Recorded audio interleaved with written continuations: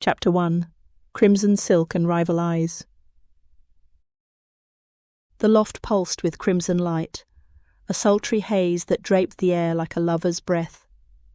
Silk sheets spilled across the floor, their edges curling against the polished concrete, and in the centre, Zephyra Seraphina Locke reclined against a velvet chaise, her ebony skin glistening as if kissed by dusk.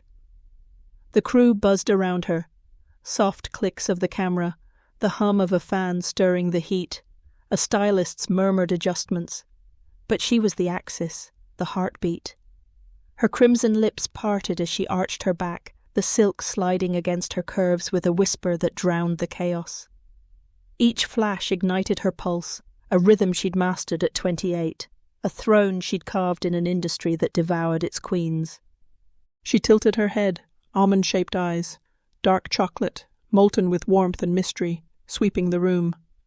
The coal locket swayed between her breasts, cool against her fevered skin, a silent tether to a past she'd outrun.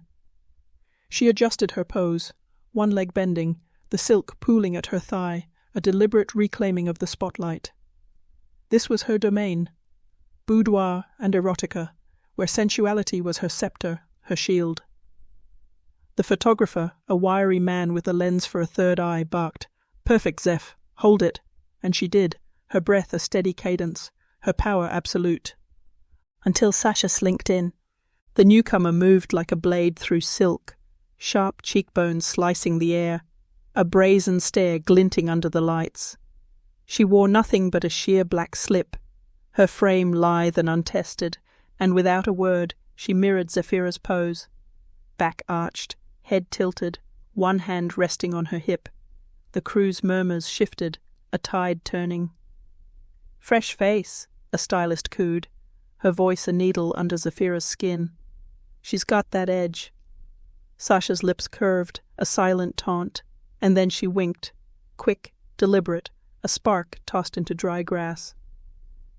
Zephyra's crimson lips tightened, her poise a mask over the flicker of doubt that flared in her chest. 28 wasn't old, not by any sane measure, but this world, this glittering, youth-obsessed beast, chewed through its muses with a hunger that left bones behind. She'd seen it, girls who'd shone brighter than the sun, dimmed and discarded before 30. Sasha was 22, maybe 23, all raw ambition and unscarred skin, and now she stood there, stealing Zephyra's light, her signature, her throne. The camera swiveled, the photographer's lens catching Sasha's mimicry, and he grinned. "Love that energy. Give me more." "More?" Zephyra's fingers curled against the velvet, nails digging into the plush. She'd built this, years of defiance, of shedding her Atlanta roots, her mother's hissed warnings. Good girls don't bare themselves, to claim this space. She'd turned her body into art, her sensuality into power, and now this newcomer thought she could waltz in and take it? The coal locket swung heavier, a pendulum ticking between past and present, restraint and rebellion. She exhaled, slow and controlled, her gaze locking on Sasha's. Let her try. Let her think she could outshine the fire Zephyra had stoked from ashes. "Zeph," the photographer called, pulling her back. "Tilt your chin. Give me that mystery." She complied, her eyes smouldering, the warmth in them hardening to a challenge. The shutter snapped, a heartbeat in the hush, and she let her lips curve, just enough to reclaim the room, to remind them who ruled here.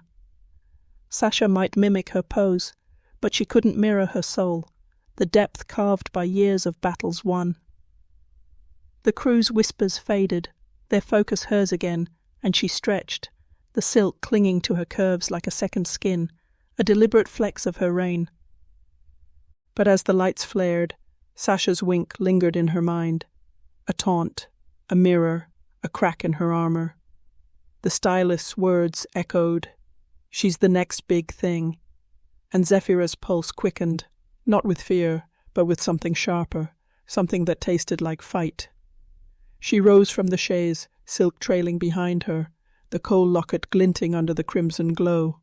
This wasn't over. Not yet.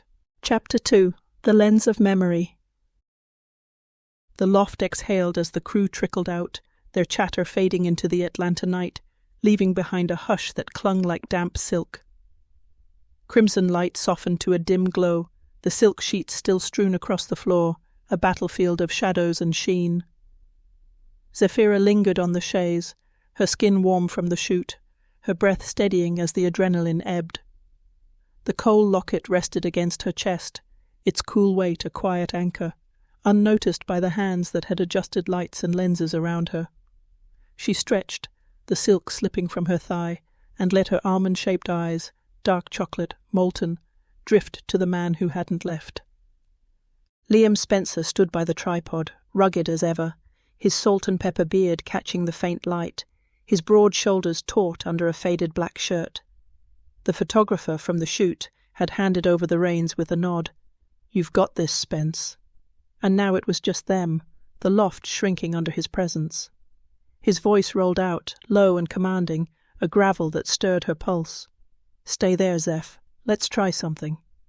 He ditched the crew's bustle, dimming the lights further until the room was a cocoon of shadow and suggestion, then lifted the camera, a vintage beast, all metal and glass, and aimed it at her. She shifted, bare shoulders catching the glow, her gaze meeting his through the lens. "Something new?" she asked, her tone sultry, a dare wrapped in velvet. He didn't answer, not with words, just a tilt of his head, a flicker in his hazel eyes that stripped her bare, in ways the shoot never had. "Recline," he said, and she did, silk pooling at her hips, her back arching just enough to blur the line between art and intimacy. The shutter snapped, a soft click that echoed in the stillness, and he murmured, "You've never been more beautiful." The words landed like a touch, heat blooming under her skin. She felt exposed yet powerful under his gaze, the lens a mirror to a past that flooded back unbidden. 2 years ago, his studio, her laughter, their bodies tangled on a cot between shots, a passionate affair, all fire and fleeting promises, snuffed out by his wanderlust and her ambition. He'd left for a gig in Paris. She'd stayed to build her crown. Now, here he was, his quiet intensity a tether pulling at her independence, her carefully forged armour. "Hold that," he said, stepping closer, the camera lowering. His fingers brushed her neck, rough, calloused, adjusting the coal locket that had slipped askew. Their eyes locked, desire crackling in the space between, unspoken but palpable, a current that hummed beneath her skin. She caught his scent, leather and faint tobacco, and her breath hitched, memories of his hands mapping her curves rising like smoke. "Liam," she whispered, her voice a thread of warning, of want, but he only smiled, faint and knowing, stepping back to snap another shot. The silence stretched, thick with what they wouldn't say. She reclined further, silk whispering against her thighs, her vulnerability raw in the dimness. He'd always seen her, beyond the poses, the persona, and that scared her most. At 28, she'd built a life on self-reliance, on owning her narrative, not bending to anyone's lens.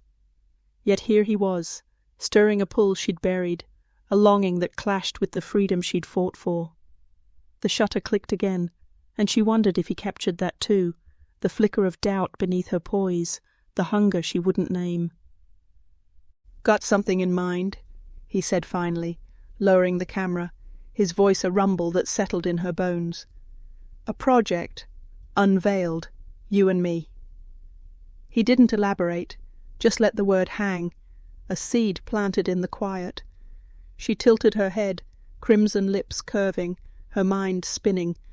Collaboration, temptation, a chance to redefine what they'd lost.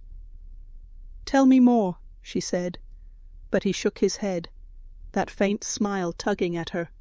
"Later. Just think on it."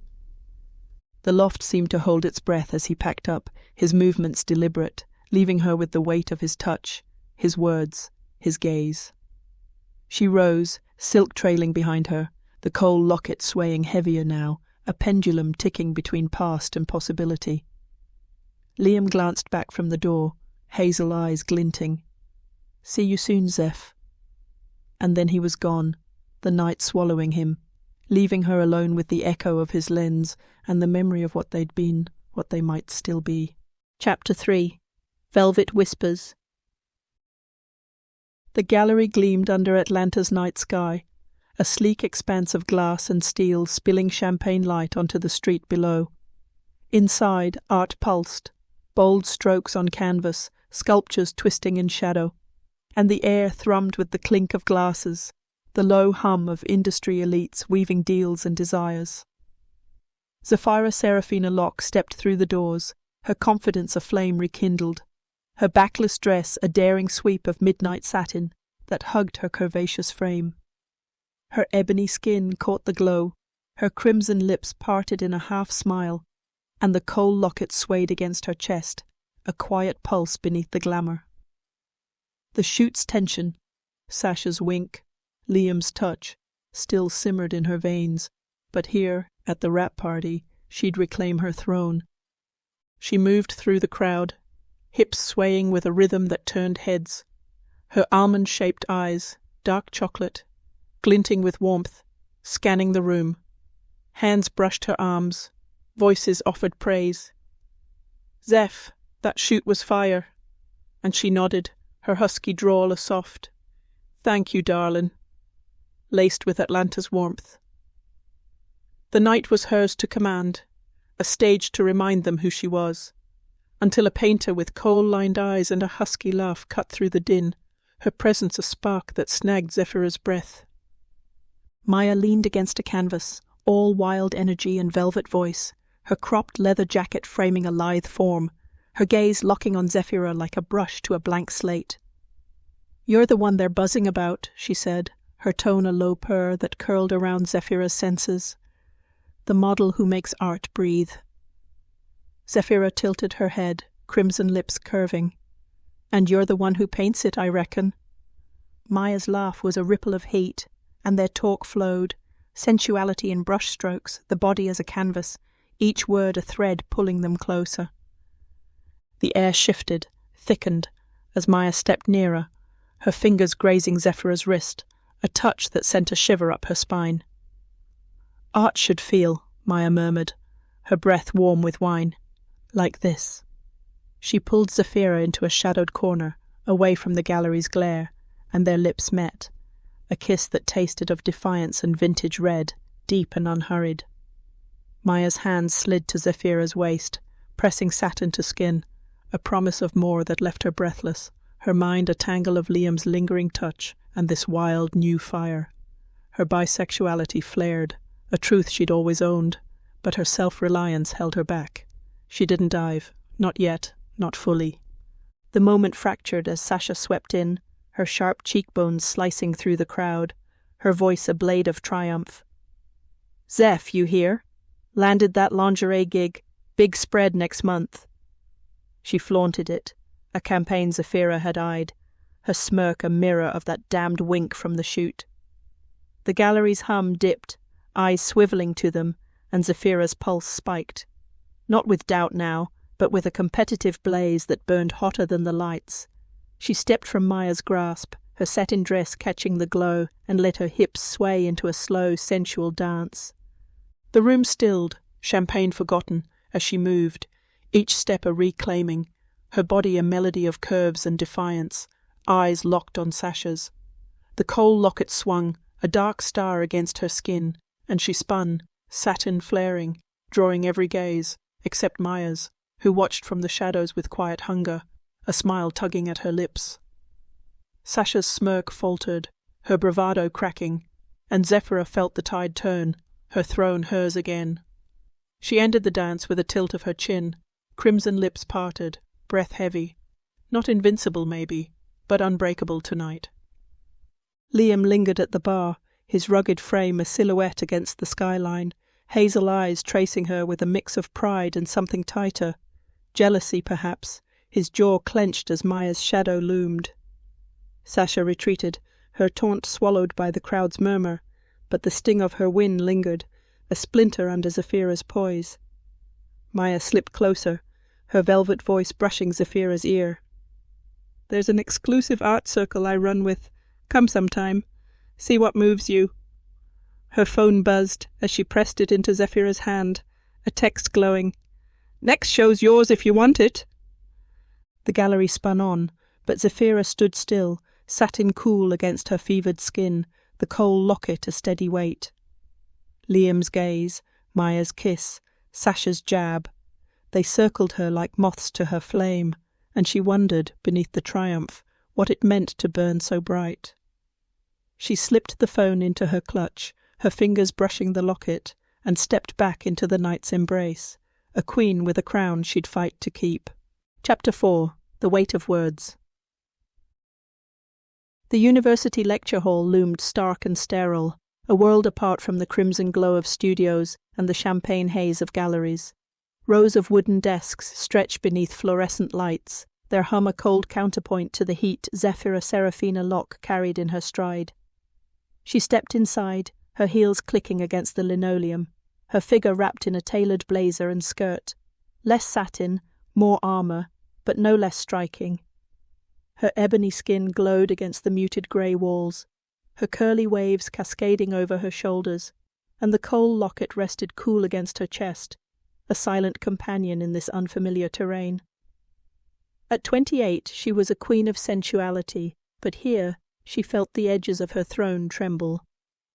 Dr. Evelyn Hart stood at the podium, poised and piercing, her silver hair swept into a chignon, her eyes sharp as cut glass behind wire frames. She'd tracked Zephyra down after the shoot, cornered her at the gallery with a crisp, "I'm studying modern femininity. You'd be perfect." And now here she was, invited to a seminar that promised to dissect what Zephyra had built. The room buzzed with students and peers, their notebooks open, their whispers curling around her as she took a seat near the front. "That's the model," one hissed, and her crimson lips twitched, a half-smile masking the prickle of their stares. Dr. Hart's voice sliced through the hum, clear and commanding. "Today, we explore eroticism, empowerment or exploitation. Let's hear from Zephyra Locke." The room swiveled, eyes pinning her like spotlights, and she rose, her poise a shield, her husky drawl steady. "I'm a boudoir model," she began, "and an empowerment coach. My work's about owning your body, your story, turning desire into strength." The words flowed, sultry and sure, a sermon she'd preached to herself through years of defiance. She'd shed her Atlanta upbringing, her mother's voice. Good girls don't bare themselves, a ghost she'd silenced, to forge this truth. A peer cut in, a thin man with a sneer. "You're just a product, packaged flesh for profit. How's that empowering?" The room tensed, pencils pausing, and Zephyra's pulse quickened, her confidence wavering like a flame in a draught. She leaned forward, eyes flashing, dark chocolate, molten with warmth turned to heat. "It's mine to give, not yours to take," she snapped. "I choose the lens, the frame. That's power." Murmurs rippled, some nods, some scowls, and Dr. Hart tilted her head, a faint smile tugging at her lips. But the critique stung, a splinter under her poise. Another voice, a woman with a clipboard, pressed harder. "But you're still objectified, sold to the male gaze. Where's the line?" Zephyra faltered, her usual eloquence failing, her fingers brushing the coal locket as if it could steady her. The question echoed a whisper she'd buried, her mother's voice clashing with her present. Good girls don't. And she saw herself at 16, corseted by tradition, longing to break free. "The line's mine to draw," she said finally, softer, less certain. "But it's not always clear." The room hummed, unsatisfied, and she sat, her breath tight, the weight of their words pressing down. Dr. Hart dismissed the group, but beckoned Zephyra to the podium as the hall emptied. Up close, her eyes softened, her voice a quiet challenge. "You're more than your defense, Zephyra. What's your truth beyond the pose?" The question landed like a stone in still water, rippling through her. She'd never fully answered it, not in the mirror, not in the dark. "I'm figuring that out," she admitted, her drawl trembling, and Dr. Hart nodded, pressing a book into her hands, The Second Sex, by Simone de Beauvoir, its cover worn but heavy with promise. "Start here," she said. "It'll shape you." A shy student lingered, her voice a thread as she approached. I love your work. It makes me feel seen." Zephyra's empathy flared, her smile warming, dark chocolate eyes meeting timid hazel. "That's why I do it, darling," she said, her hand brushing the girl's arm, a connection that eased the ache of the seminar's barbs. The girl beamed and slipped away, leaving Zephyra with Dr. Hart's book and a question that wouldn't fade. She stepped into the hall's stark light, the blazer suddenly tight, the coal locket heavier against her chest. The seminar's critiques echoed. Just a product, objectified. And she flashed to Liam's lens, Maya's kiss, Sasha's smirk. Her confidence, her sensuality, had been her sword, but now they felt like a shield she might not fully wield. She tucked The Second Sex under her arm, its weight a mirror to her own, and walked into the dusk, a queen questioning her crown, her truth still a shadow she'd yet to chase. Chapter 5, Shadows on the Street. Dusk bled over Atlanta, a bruise of purple and gold spilling across the skyline, the city's pulse quickening as neon signs flickered to life. Zephyra Seraphina Locke wove through the bustling streets, her heels traded for soft boots, her tailored blazer swapped for a loose blouse that grazed her curvaceous frame. The coal locket swung against her chest, cool and steady, a counterpoint to the heat still simmering from the lecture hall's barbs. Just a product, objectified, their echoes clawing at her poise. She clutched Liam's vintage camera, its weight a lifeline, its leather strap rough against her palm, and let the chaos of buskers and vendors drown the noise in her head. Her ebony skin caught the fading light, her curly waves bouncing as she moved, almond-shaped eyes, dark chocolate, molten with restless fire, scanning the crowd. She needed this, an escape from Sasha's smirk, Maya's kiss, Dr. Hart's piercing question. "What's your truth beyond the pose?" The camera was her answer tonight, a lens to see beyond the spotlight she'd claimed at 28, a throne she'd fought for but now questioned. She paused by a busker, his weathered hands coaxing a mournful tune from a battered guitar, and lifted the camera. The shutter snapped, crisp and clear. The hands froze mid-strum, veins a map of survival, and her breath eased, her sensual artistry shifting to something rawer, truer. She drifted on, the city a canvas, vendors hawking steaming peanuts, their salt-sharp scent curling into the air. A child darting past, her grin a fleeting blaze of joy. Click, click. Each shot peeled back her doubt, her crimson lips softening into a half-smile as she lost herself in the frame. This wasn't posing, wasn't performing. It was seeing, capturing, claiming a narrative no one could steal. Sasha might mimic her arches, but she couldn't steal this eye, this soul.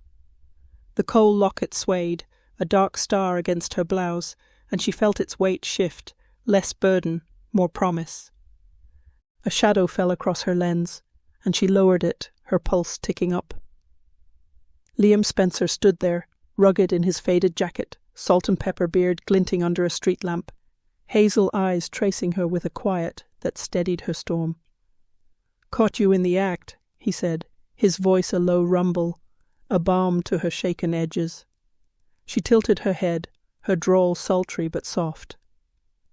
"Spying on me, Spence?" He grinned, faint and knowing, and stepped closer, his leather scent mingling with the city's hum. Couldn't resist.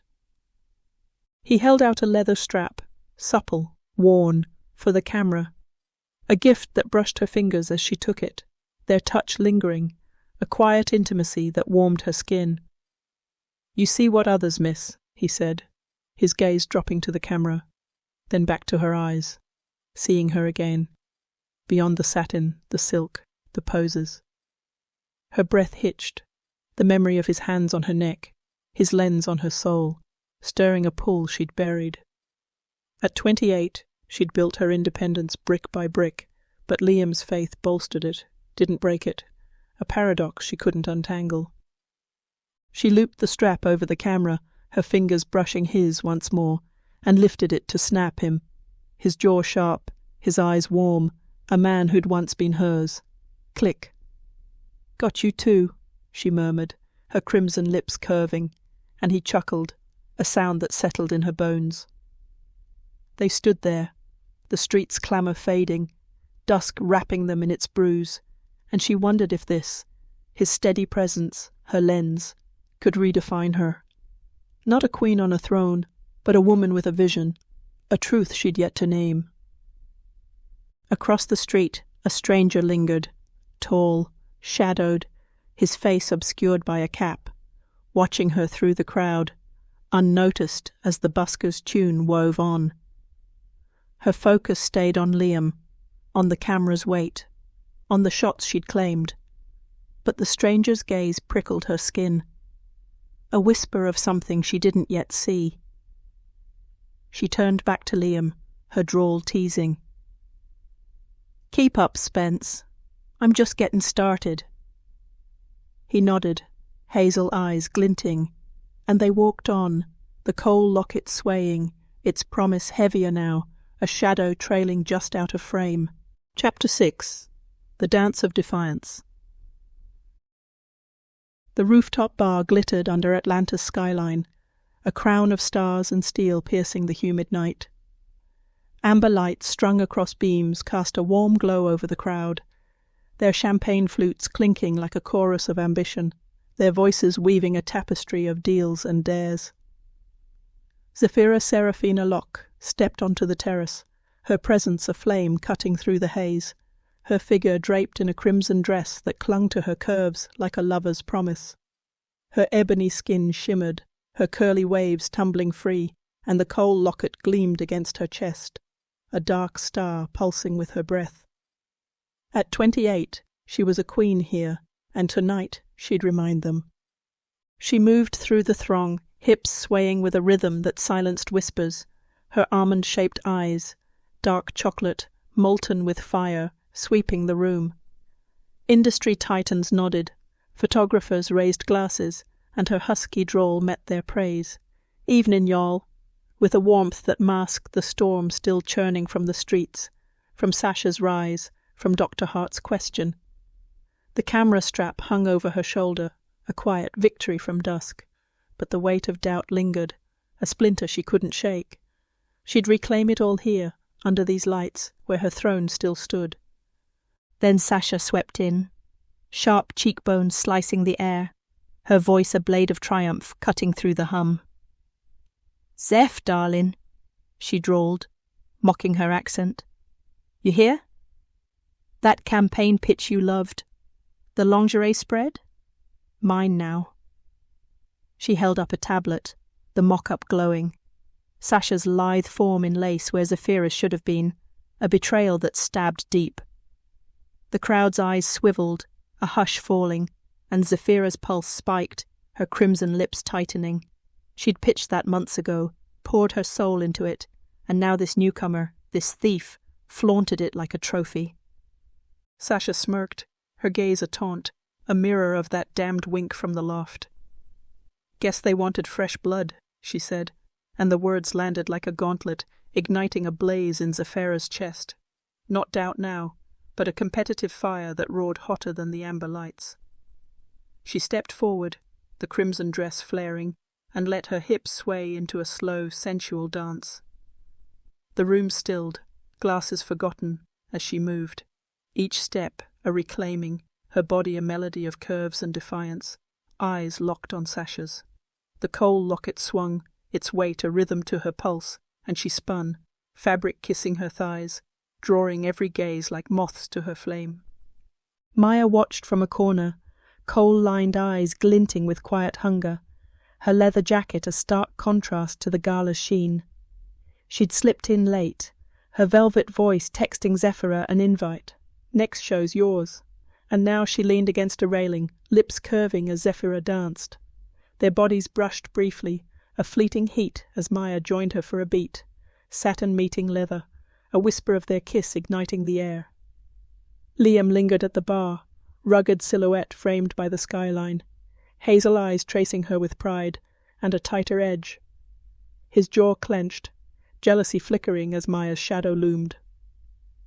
Zephyra felt them both, twin pulls on her soul, but her focus stayed on Sasha, on the fight. The music swelled, a low, sultry beat, and Zephyra let it carry her, her dance a defiance that drowned Sasha's smirk. The crowd murmured, then cheered, their tide turning back to her, and she ended with a tilt of her chin, crimson lips parted, breath heavy, not invincible maybe, but unbreakable tonight. Sasha's bravado cracked, her tablet lowering, her taunt swallowed by the applause, but the sting of her win lingered, a splinter under Zephyra's triumph. "You're not invincible," Sasha muttered, retreating into the throng, and the words echoed Dr. Hart's challenge, a doubt that gnawed beneath her bravado. A courier slipped through, delivering a package to a producer. Sasha's magazine cover mock-up, her face plastered where Zephyra's should have been, a final jab that twisted the knife. Maya stepped closer, her velvet voice brushing Zephyra's ear. "You owned that," she murmured, her fingers grazing her wrist, a heat that stirred her blood. Liam approached, his rumble cutting through. "Hell of a show, Zeph," he said, his hand brushing her shoulder, steadying her storm. Their eyes, hazel and coal-lined, held her, a crossroads she couldn't name, and she wondered, beneath the victory, if this was all she'd be, a performer, not a creator. The night spun on, the skyline glittering, and Zephyra stood between them, crimson dress cool against her fevered skin, the coal locket a steady weight. Sasha's theft, Liam's pride, Maya's hunger. They circled her. A queen with a crown she'd fight to keep. But a question lingered, soft as a shadow. What lay beyond the dance? She slipped Maya's invite into her clutch, her fingers brushing the locket, and turned back to the crowd, her flame burning bright, her truth still a step away. Chapter 7. Unveiled Temptation. Liam's studio loomed minimalist and moody, a sanctuary of bare concrete and muted light tucked beneath Atlanta's restless hum. Shadows pooled in the corners, the air thick with the scent of leather and faint developer fluid. A quiet that wrapped Zephyra Seraphina Locke like a second skin as she stepped inside. Her crimson dress from the rooftop still clung to her curves, its fabric cool against her fevered flesh, her curly waves spilling wild after the dance. The coal locket swayed against her chest, its weight a steady pulse, and her almond-shaped eyes, dark chocolate, molten with resolve, met Liam's as he beckoned her in, his voice a low rumble. "Ready for this, Zeph?" He'd texted her after the gala, test shoot tonight, unveiled. "You in?" And she'd come, drawn by his lens, his promise, the pull she couldn't shake.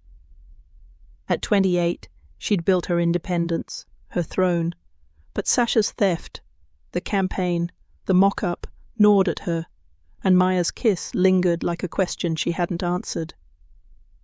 Liam stood by a tripod, rugged in his faded jacket, salt and pepper beard glinting under a single bulb, hazel eyes tracing her with an intensity that stripped her bare.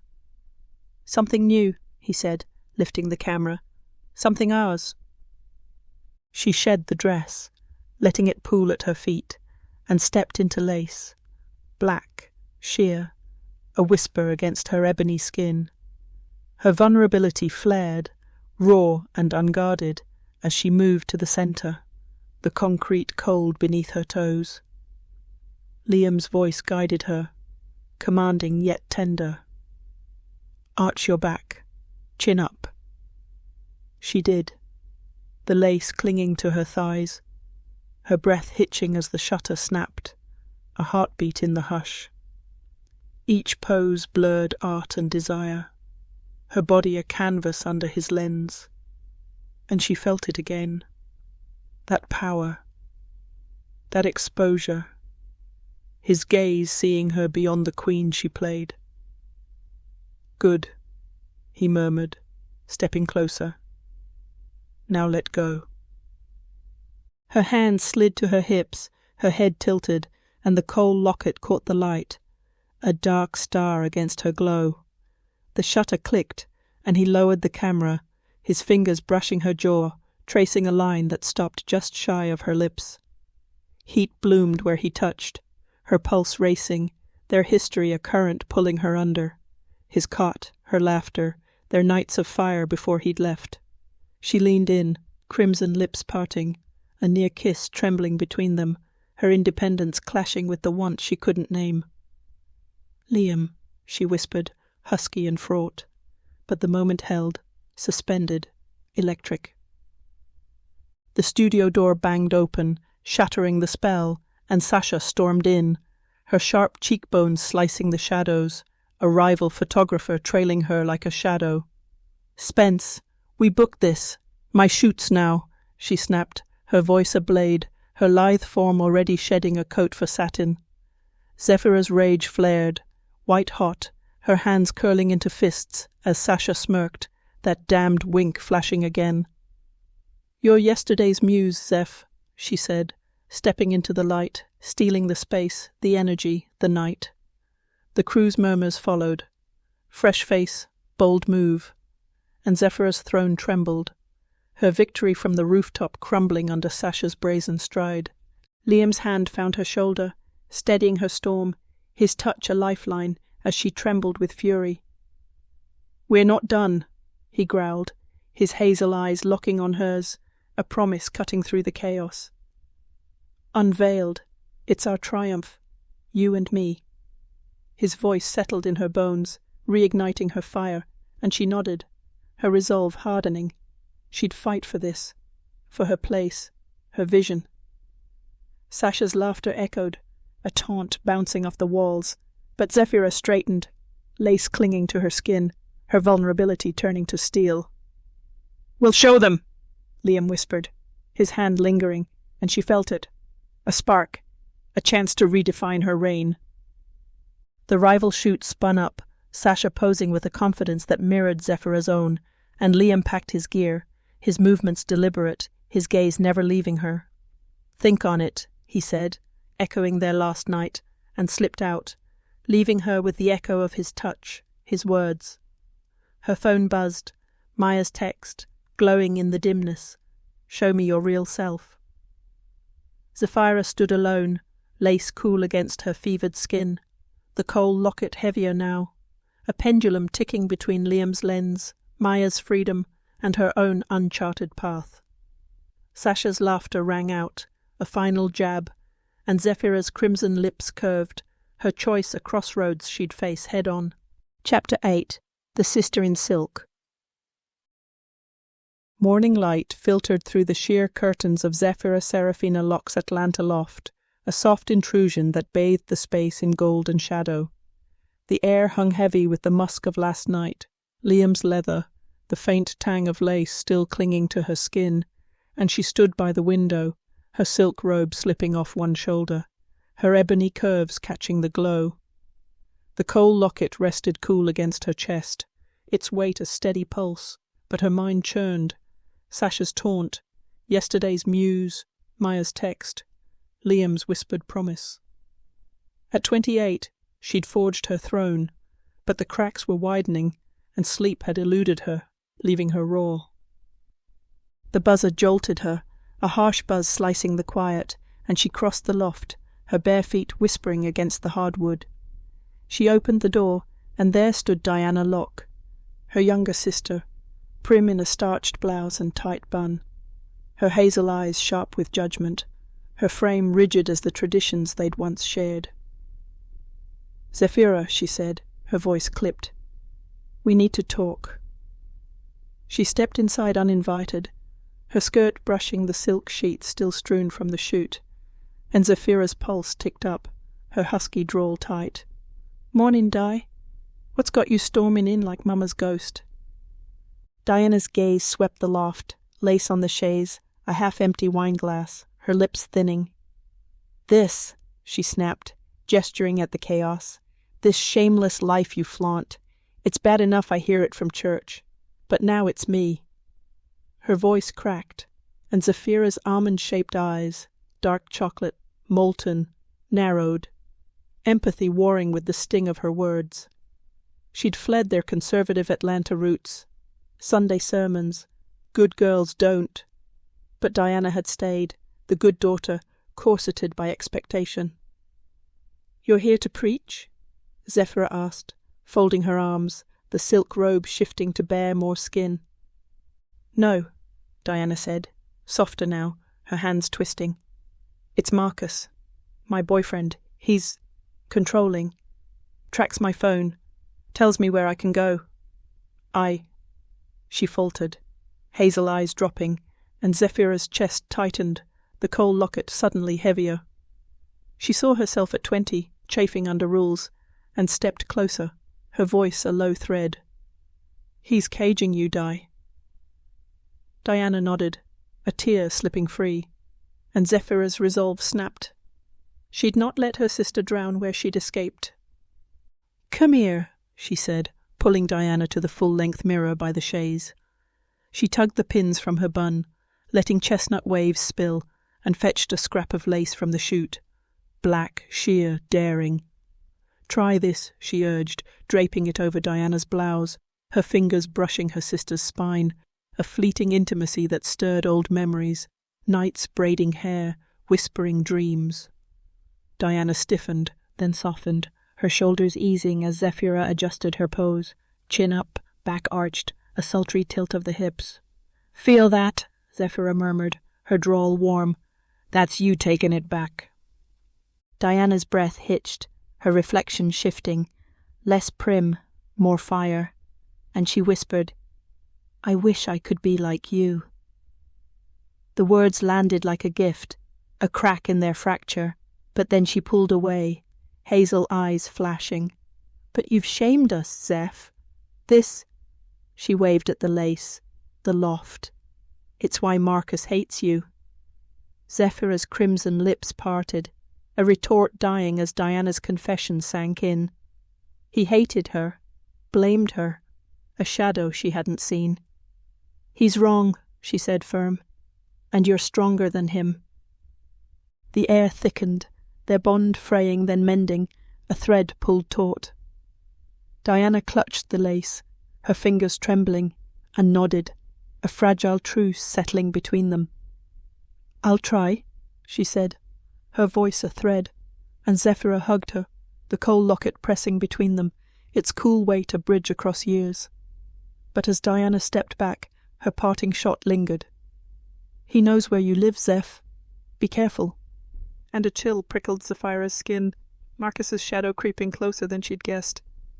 She stood alone, silk robe slipping further, the loft's gold light dimming as clouds rolled in. The coal locket swayed, heavier now, a pendulum ticking between sisterly love and a threat she couldn't yet name. Diana's words echoed, shameless, hates you, and she wondered beneath her defiance if her freedom came at a cost she'd only begun to pay. The buzz's echo faded, but the tension stayed, a storm brewing just beyond her throne. Chapter 9. The Gallery of Betrayal. The underbelly of Atlanta simmered beneath a shroud of dusk, its narrow streets slick with rain and secrets, neon flickering like a pulse gone erratic. Zephyra Seraphina Locke navigated the maze, her boots splashing through puddles, her leather jacket, borrowed from Liam, hugging her curvaceous frame against the damp. The coal locket swung heavy against her chest, a cold anchor beneath her blouse, its weight a mirror to the dread curling in her gut. A tip had come through, a friend's frantic call. "There's an exhibit, Zeph. It's you. But wrong." Now she stood before a dimly lit gallery, its windows blacked out, its door ajar like a mouth waiting to swallow her whole. She pushed inside, the air thick with incense and whispers, a crowd milling under low-hanging bulbs that cast jagged shadows. Her ebony skin prickled, her almond-shaped eyes, dark chocolate, molten with fury, scanning the walls, and then she saw it, the double exposure.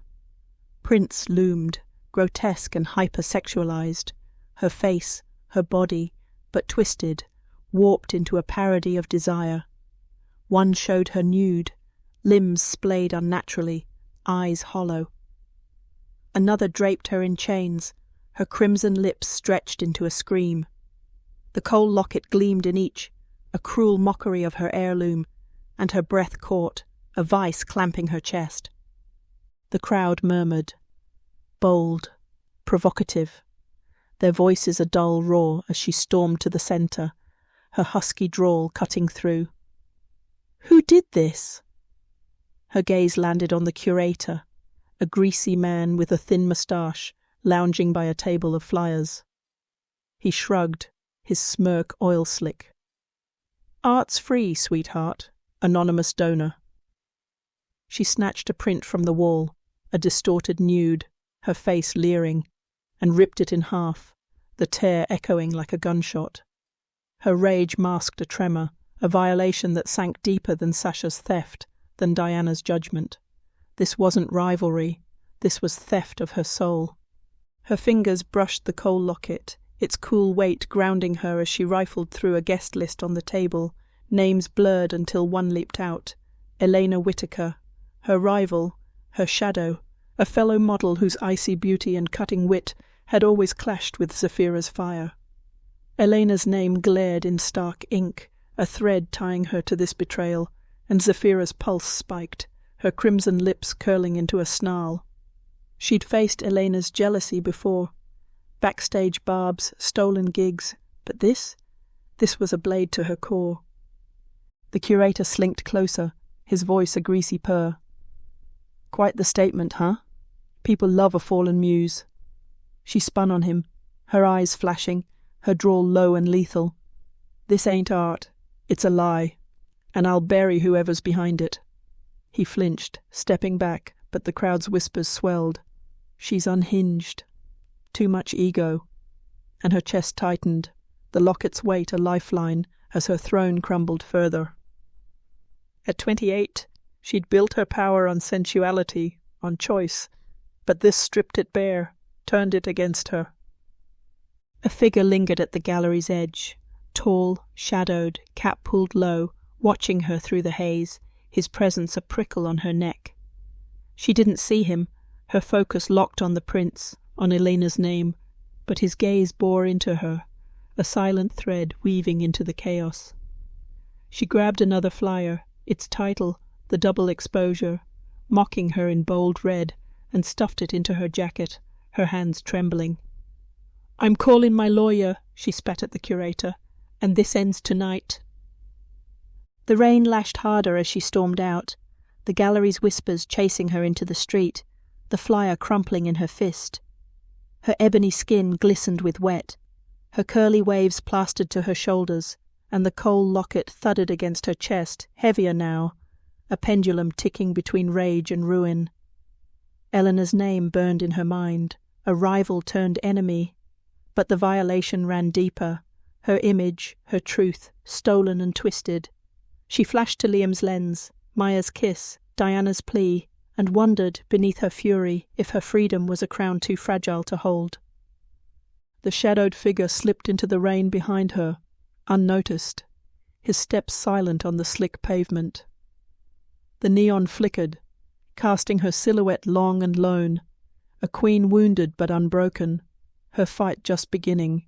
Chapter 10. Tangled in Heat. The storm rolled over Atlanta, a humid shroud that pressed against Zephyra Seraphina Locke's loft, thunder rumbling like a heartbeat gone wild. Rain lashed the windows, streaking the glass in rivulets, and inside the air hung thick, musk and wine, the faint echo of lace from nights past. She stood by the counter, her silk robe slipping off one shoulder, her ebony skin glistening with a sheen of unrest. The coal locket rested heavy against her chest, its cool weight a tether to a world spinning out of her grip. Elena's name, the warped prince of the double exposure, Diana's warning, they churned in her mind, a storm louder than the one outside, and at 28, her throne felt like sand slipping through her fingers. The door buzzed, then banged open, and Liam Spencer strode in, his rugged frame dripping rain, his faded jacket clinging to broad shoulders. Hazel eyes locked on hers, steady and fierce, and behind him came Maya, her coal-lined eyes glinting, her leather jacket shedding water like a second skin. They'd come unbidden, Liam after her furious call about the gallery, Maya trailing his text, "We're here." Now they filled her space, their scents mingling, leather and paint, tobacco and wine, and Zephyra's pulse quickened, her drawl tight. "Y'all didn't have to storm in like this." "You're a mess, Zeph," Liam said, his voice a low rumble, stepping closer, his hands hovering as if to steady her. Maya nodded, her velvet purr cutting through. "We saw the news, those pictures. You don't face that alone." Their concern was a lifeline, but it pricked her too. At 28, she'd built her independence, her armor, and now it cracked under their gaze. She turned away, pouring wine with trembling hands, the glass clinking as thunder shook the walls. "I'm fine," she lied, crimson lips parting, but the tremor in her voice betrayed her. Liam moved first, his calloused fingers brushing her arm, turning her to face him. "You're not," he said, and his touch mapped her scars, the ones he'd traced years ago, the ones she hid beneath silk. Maya slipped behind her, her hand sliding to Zephyra's waist, pressing silk to skin, her breath warm against her neck.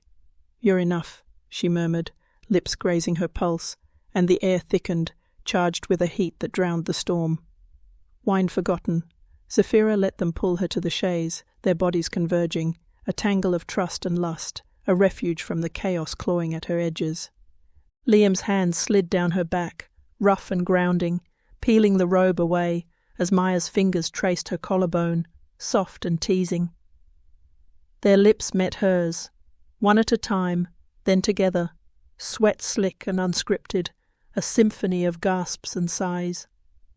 Thunder rolled, masking her moan as Liam's mouth found her throat, Maya's her breast, the coal locket caught between them, cool against their heat. Her bisexuality flared, a truth she owned, and for a moment she surrendered, her body a canvas they painted with need, her vulnerability raw in their arms. She straddled Maya, hips rocking, then pulled Liam closer, their rhythm a dance that blurred boundaries, that promised solace. But the gallery flashed, those prints, her face twisted, and she froze, her breath hitching, the locket thudding against her chest. "Not like this," she whispered, pulling back, silk pooling around her as she stood, trembling. Liam's hazel eyes softened, Maya's darkened with worry, and she saw it, their love, their anchor. But the violation lingered, a shadow she couldn't shake. "I can't," she said, her drawl fracturing. "Not with this mess in me." They nodded, rising to flank her, hands brushing hers without pressing, a silent vow to wait. Lightning split the sky, illuminating the room, and a branch tapped the window, a sharp, insistent rhythm that pricked her neck. She turned, peering into the rain, but saw only darkness, the storm swallowing any hint of eyes beyond. Liam poured more wine, Maya lit a candle, and they sat, a triad of quiet amidst the tempest. Her phone buzzed, Maya's earlier text glowing beside Liam's call log, and she clutched the locket, its weight heavier now, a pendulum ticking between love and loss. The heat of their touch lingered, a lifeline she craved but couldn't fully grasp. Not yet, not with betrayal's stain still fresh. Chapter 11. The First Whisper. The storm had retreated by morning, leaving Atlanta draped in a damp hush, the loft's windows streaked with the night's fury. Zephyra Seraphina Locke stood at her door, her silk robe cinched tight, its hem brushing her thighs as she bent to retrieve the day's mail. Her ebony skin caught the pale light filtering through the clouds, her curly waves tangled from a restless sleep. Liam and Maya's heat still lingered on her skin, their triad a fragile anchor she'd clung to after the gallery's betrayal. The coal locket rested heavy against her chest, its cool weight a steady pulse. But her almond-shaped eyes, dark chocolate, molten with unease, flickered as she spotted it, A small package, unmarked, nestled among bills. Her fingers hesitated, brushing the plain brown paper, its edges damp from the storm. No address, no name, just her doorstep, a silent intrusion. She straightened, the loft's quiet pressing in, and carried it inside, her boots clicking against the hardwood. The memory of Elena's name on that guest list, Diana's warning, "He knows where you live," tightened her chest, and at 28, her throne felt less like a crown and more like a target. She set the package on the counter, her crimson lips parting as she sliced it open with a kitchen knife, the blade's glint a fleeting comfort. Black lace spilled out, lingerie, delicate and sheer, stained with streaks of red ink that pooled like blood. A note fluttered free, its scroll jagged, "I see you when they don't." Zephyra's breath caught, a vice clamping her lungs, and she dropped the knife, its clatter echoing in the stillness. Her hands trembled as she lifted the lace, the fabric cool and invasive against her skin, a mockery of the sensuality she'd claimed. The ink's scent, faintly chemical, sharp, pricked her nose, and her pulse roared, drowning the loft's hush. This wasn't Eleanor's petty game, not Sasha's taunt. This was a shadow reaching into her sanctuary. She stumbled to the window, peering into the street below. Cars crawled, a jogger vanished around a corner, but nothing moved, no eyes met hers. The coal locket thudded against her chest, heavier now, a pendulum ticking between defiance and dread. Her mind spun. Marcus, Diana's controlling ex, loomed as a possibility, his hate a thread she couldn't untangle. But the ink, the intimacy, felt too precise, too close. At 28 she'd built her life on choice, on power, but this stripped it bare, a violation deeper than the gallery's prints. Her phone trembled in her hand as she dialed her lawyer, her drawl tight. "It's Zeph. That exhibit. I need it shut down. Legal now." And something else came up. She paced, silk robe flaring, as he warned of costs, of time, his voice a drone against her racing thoughts. She hung up, texting Liam and Maya in a blur, "Come over, now," and sank onto the chaise, the lace and note staring back, a taunt she couldn't silence. The loft, her haven, felt like a cage, its walls closing in with every tick of the clock. The buzzer jolted her again, and she let them in. Liam, rugged and rain-damp, his hazel eyes narrowing at the package. Maya, her coal-lined gaze sharp, her leather jacket shedding droplets. "What the hell's this?" Liam growled, lifting the lace, his fingers brushing the ink as if it burned. Maya's velvet purr cut through, fierce. "Someone's watching you, Zeph." Zephyra nodded, her voice fracturing. "I don't know who, but it's personal." She clutched the coal locket, its weight a lifeline, and their hands found hers. Liam's steady, Maya's warm, a silent vow to shield her. The loft's hush returned, broken only by their breathing, the rain's faint patter a distant drum. Her lawyer's words echoed, costly, long, and she saw it now, her independence, her armour, wavering under this new threat. At 28, she'd fought for her narrative, but this shadow saw her when she didn't see herself, and that scared her most. Liam poured coffee, Maya lit a cigarette, and they sat, a triad braced against the unknown, the notes whisper lingering like a storm yet to break. Chapter 12. The Sister's Lens. The sun blazed low over Atlanta, spilling golden light across a quiet park, its oaks whispering in a breeze that carried the faint tang of cut grass. Zephyra Seraphina Locke sat on a weathered bench, her leather jacket, still Liam's, open over a loose blouse, her ebony skin catching the glow, her curly waves tumbling free. The coal locket rested against her chest, its cool weight a steady pulse, but her almond-shaped eyes, dark chocolate, molten with resolve, flickered with the night's unrest.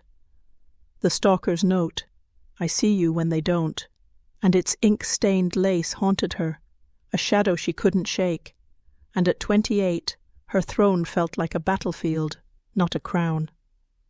Diana approached, her prim blouse swapped for a soft sweater, her chestnut waves loose, but her hazel eyes tight with strain. She clutched a small camera, Zephyra's gift, handed over in the loft's fragile truce, and sat beside her, the bench creaking under their shared weight. "You okay, Zeph?" she asked, her voice a thread, and Zephyra's drawl softened, warm but frayed. "Been better, Di. You?" Diana's lips twitched, a half-smile fading fast. "Marcus, he's worse.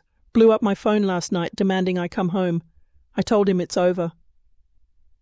Zephyra's chest tightened, the coal locket thudding as she saw her sister's cage. Marcus's control, a mirror to the rules she'd fled at Diana's age. "Good," she said, firm, handing Diana the camera. "This is yours now. Document your strength, not his chains." Diana hesitated, then lifted it, her fingers trembling as she framed Zephyra. Her crimson lips, her defiant tilt, and snapped. The shutter clicked, crisp and clear, and a spark lit her hazel eyes, a defiance Zephyra knew well. "Like this?" she asked, and Zephyra nodded, her voice a sultry guide. "Yeah, darling. Now you." Diana turned the lens on herself, stepping into the grass, her sweater slipping to bare a shoulder. Zephyra coached her, chin up, back arched, a sultry tilt of the hips, and Diana's pose shifted, less prim, more fire, the camera capturing her own fierce gaze. Click. She lowered it, breathless, and whispered, "I feel free." Zephyra's smile warmed, her hand brushing Diana's arm, a connection that stitched their fracture tighter. "That's you taking it back," she said, echoing their loft moment, her empowerment coaching a lifeline between them. The breeze stilled as Diana pulled out her phone, her fingers swiping to a text. "You'll regret this," Marcus's words glaring in black and white. "He sent that after," she said, her voice trembling, and Zephyra's pulse spiked, the stalker's note flashing in her mind. "He's a coward," she growled, but Diana's next words chilled her. "He followed me once, here, to your place. Said he'd make you pay for ruining me."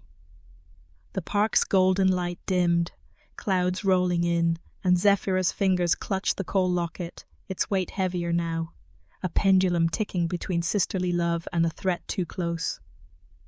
"Stay with me tonight," Zephyra said, her drawl sharp, protective. Diana nodded, her hazel eyes wide, and they stood, the camera swinging from her neck, a symbol of her shift. Zephyra scanned the park. A jogger paused by a tree, his cap low, his gaze lingering too long, and her neck prickled, the stalker's shadow weaving with Marcus's hate. Was it him? She couldn't tell, not yet, but the air thickened, tense and raw, her sanctuary shrinking under unseen eyes. "Let's go," she urged, her arm around Diana, their steps quickening as the sun dipped, casting long shadows behind them. The bench stood empty, the park's hush swallowing their echoes, but the jogger lingered, his silhouette fading into the oaks. Zephyra's phone buzzed in her pocket. Liam's text, "We're waiting," and she clung to that, to Diana's camera, to the strength they'd sparked. At 28, she'd fought for her narrative, but now it was theirs, a bond forged in defiance, a fight she wouldn't face alone. The coal locket swayed, its promise a shield against the storm creeping closer, a whisper she couldn't yet silence. Chapter 13. The Gala of Masks. The rooftop gala shimmered atop Atlanta's skyline, a glittering crown of amber lights and champagne flutes that clinked like a chorus of secrets. The humid night pressed close, draping the terrace in a sultry haze, and Zephyra Seraphina Locke stepped into it, her presence a flame slicing through the crowd. Her crimson dress plunged daringly, its satin clinging to her curvaceous frame, her ebony skin glowing under the glow, her curly waves cascading wild. The coal locket gleamed against her chest, its cool weight a steady pulse, but her almond-shaped eyes, dark chocolate, molten with fire, burned with a mission. At 28, her throne was under siege, Elena's exhibit, the stalker's lace, and tonight she'd reclaim it or break trying. She moved through the throng, hips swaying with a rhythm that turned heads, her husky drawl meeting nods. "Evening, y'all," with a warmth masking the storm within. Diana's camera hung at home, her sister safe with Liam and Maya, but Marcus's threat, "Make you pay," and the stalker's note gnawed at her, a splinter she couldn't pull. The gala was her stage, a chance to salvage her name after the double exposure, and she scanned the crowd. Photographers, clients, rivals, her crimson lips set in a half-smile, her poise a shield. Then Eleanor Whittaker emerged, her icy beauty ablaze through the haze, platinum hair swept high, her green eyes glinting like shards of glass. She wore a silver gown, its cut sharp and unforgiving, and her voice purred, venom laced with honey. "Zephyra, darling, you're radiant, despite everything." Her hand lingered on Zephyra's arm, a touch too long, too warm, and Zephyra's pulse spiked, her drawl low and lethal. "Cut the act, Elena. Your name was on that list. Those prints are yours." Elena's smirk widened, coy and cutting. "Proof, sweetheart? I'd never stoop so low." Their banter crackled, a dance of flirtation and threat, Elena's fingers brushing Zephyra's wrist, her words a taunt. "You're not untouchable," she murmured, her breath close, and Zephyra's skin prickled, heat warring with fury. She'd faced Elena's jealousy before, stolen gigs, backstage barbs, but this felt personal, a thread tying her to the gallery, maybe more. Before she could press, a waiter slipped through, a familiar jawline, shadowed eyes, handing her a drink and an envelope, his departure swift. Her fingers tore it open, and photos spilled out. Her laughing with Maya in the park, sleeping in Liam's studio, moments stolen from her life. Her breath caught, a vice clamping her chest, and the coal locket thudded, heavier now, a pendulum ticking between rage and dread. The crowd's hum faded, Elena's smirk a blur, as Zephyra hid the photos in her clutch, one slipping free, her mid-laugh, Maya's hand on her cheek. "Someone's always watching," Elena purred, her gaze flicking to the clutch, and Zephyra's eyes flashed, her voice a snarl. "You're in this, aren't you?" Elena laughed, light and cruel. "Paranoid suits you, darling," she said, drifting back into the throng, leaving Zephyra trembling, the photos a weight she couldn't shake. She scanned the gala, amber lights blurring, faces masked in smiles, and saw Liam by the bar, his rugged frame a beacon, Maya beside him, her coal-lined eyes sharp. They'd insisted on coming, their texts a lifeline. "We've got you." And now she crossed to them, her satin dress catching the glow, her steps unsteady. "Look at this," she whispered, shoving the photos into Liam's hands, her drawl fracturing. "Someone's out there." His hazel eyes narrowed, tracing the images, while Maya's velvet voice hardened. "This is sick, Zeph." The air thickened, tense and raw, their hands brushing hers, Liam's steady, Maya's fierce, a triad braced against the storm. A waiter passed again, his jawline too familiar, too fleeting, and Zephyra's neck prickled, the stalker's shadow weaving closer. Eleanor's taunt echoed, "Not untouchable," and she clutched the coal locket, its promise a shield cracking under the weight of eyes she couldn't see. At 28, she'd fought for her narrative, but now it slipped, a queen cornered by masks, her fight bleeding into the night. Chapter 14. The Shattered Frame. The night pressed heavy against Liam's studio, its minimalist walls a fortress of shadow and muted light, the air thick with leather and the faint hum of Atlanta's distant pulse.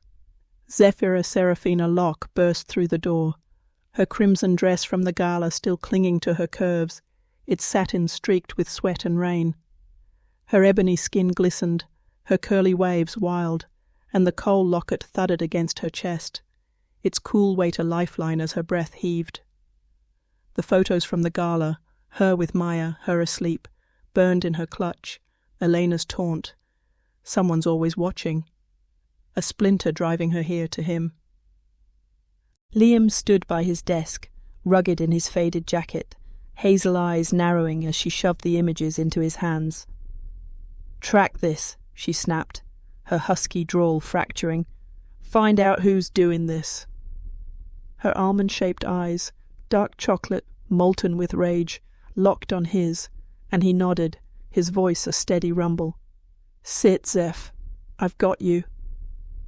He pulled up his laptop, fingers flying over keys, tracing metadata as she paced, her boots thudding against the concrete, the locket swaying heavier now, a pendulum ticking between fury and fear.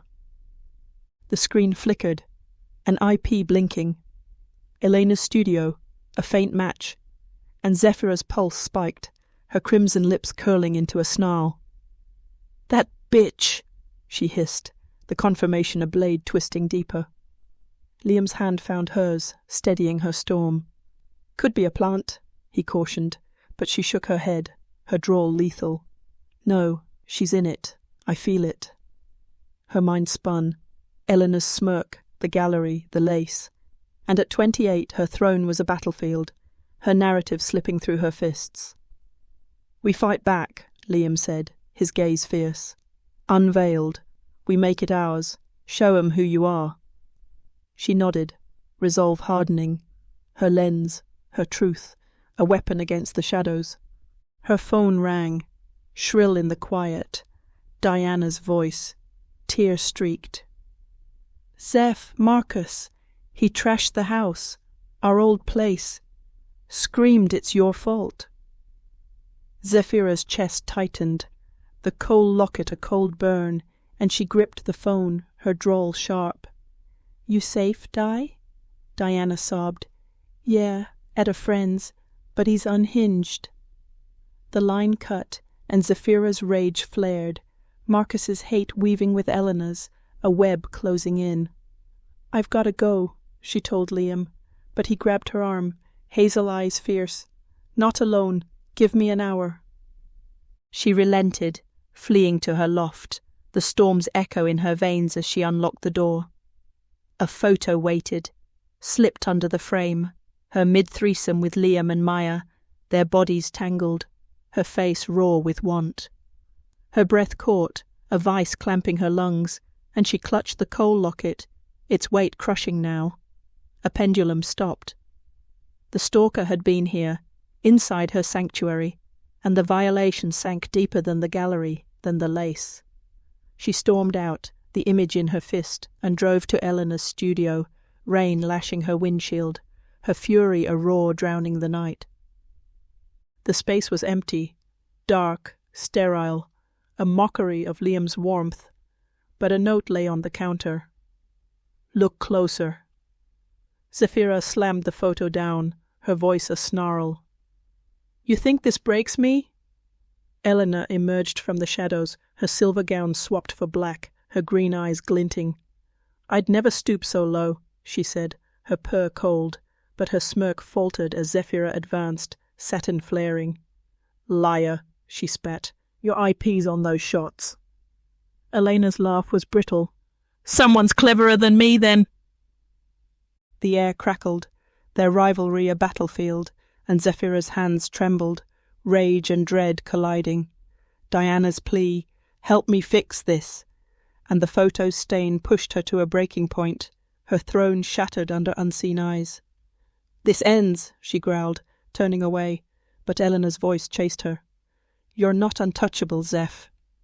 She drove back, the coal locket a shield cracking, and found Liam and Maya at her loft, their arms open, their resolve her anchor. "We'll fight," Liam said, and she nodded, her voice a thread. "Yeah, together." The rain fell harder, the stalker's shadow a whisper in the dark, and Zephyra stood between them, her narrative a fight she'd wage with blood and lens, a queen unbowed but bleeding. Chapter 15. The Blindfold's Call.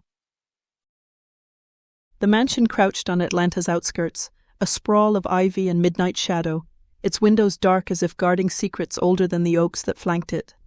Zephyra Seraphina Locke stepped from Maya's car, her boots sinking into damp earth, her leather jacket, still Liam's, open over a black slip dress that hugged her curvaceous frame. The coal locket gleamed against her chest, its cool weight a steady pulse, but her almond-shaped eyes, dark chocolate, molten with curiosity, flickered with the storm still churning from Elena's taunts, the stalker's photos, Diana's fear. At 28 her throne was a battlefield, and tonight Maya's invitation, come see the circle, promised an escape or a plunge. Maya moved beside her, coal-lined eyes glinting, her velvet voice a whisper as she tied a silk blindfold over Zephyra's eyes. "Trust me," she murmured, her breath warm against her ear, her fingers brushing her curls, and Zephyra's pulse quickened, her drawl soft. "You know I do." The world vanished, swallowed by darkness, and the scent of Maya, paint and wine, a wild edge, and she let herself be led, her boots clicking on stone, then wood, the air shifting from damp night to something thicker, muskier, alive with murmurs and heat. The blindfold slipped free, and Zephyra's breath caught, her eyes adjusting to a chamber bathed in candlelight, flickering flames casting gold across bare skin, velvet drapes pooling like blood. Figures swayed, masked in lace and shadow, their moans weaving with low chants, a ritual that pulsed with ecstasy and enigma. Her ebony skin prickled, her crimson lips parting as Maya guided her deeper, her hand firm on Zephyra's waist.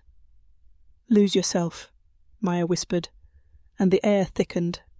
Hands caressed her arms, lips grazed her throat, strangers' sighs curling around her senses like smoke. She surrendered, the slip dress clinging to her thighs, her body arching into the touch, silk against her skin, a woman's fingers tracing her spine, a man's breath hot on her collarbone. The coal locket swung free, cool against the fevered press, and her senses blazed, each touch a spark, each moan a chord, her sensuality unfurling into something primal, unscripted.